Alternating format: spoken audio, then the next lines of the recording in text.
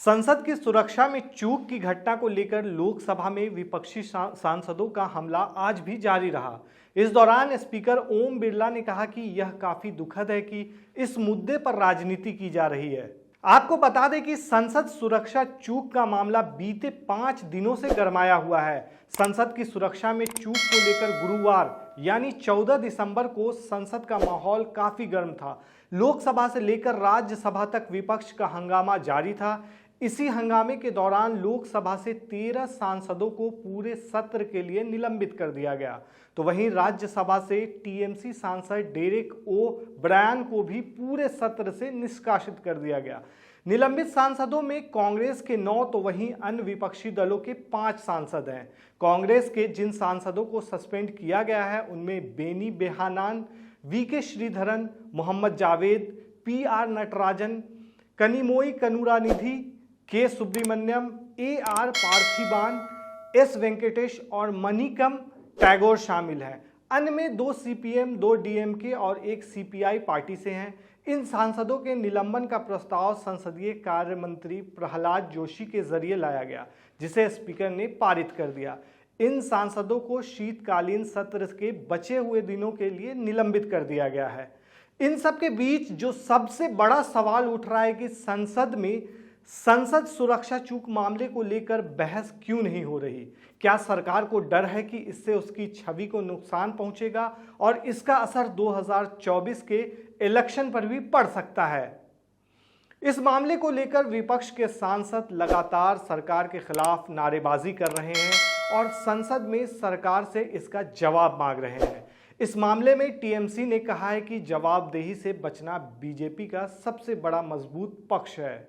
संसद की इस घटना को लेकर गुरुवार को इंडिया गठबंधन के दलों की बैठक भी हुई थी, जिसमें उन्होंने मांग की है कि संसद में हुई बेहद गंभीर और खतरनाक सुरक्षा चूक पर दोनों सदनों में गृह मंत्री विस्तृत बयान दें और उसके बाद इस पर चर्चा की जाए।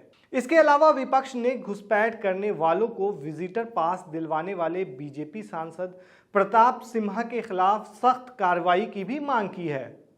कांग्रेस के वरिष्ठ सांसद और लोकसभा में पार्टी नेता अधीर रंजन चौधरी ने निलंबित सांसदों के मुद्दे को लेकर लोकसभा अध्यक्ष ओम बिरला को पत्र भी लिखा है। संसद की सुरक्षा में चूक की घटना पर कांग्रेस सांसद अधीर रंजन चौधरी ने कहा कि चाहे भाजपा माने या ना माने, ये बहुत गंभीर मामला है। यह कोई मामूली घटना नहीं है, लेकिन भाजपा इसे मामूली दिखाने की कोशिश कर रही है। सरकार इस मुद्दे को लेकर बिल्कुल गंभीर नहीं है। हम चाहते हैं कि इस मुद्दे पर गृह मंत्री सदन में बोलें। वहीं इस मामले पर सांसद संजय राउत ने आज कहा कि कोई और सरकार होती तो बीजेपी दिल्ली बंद कर देती।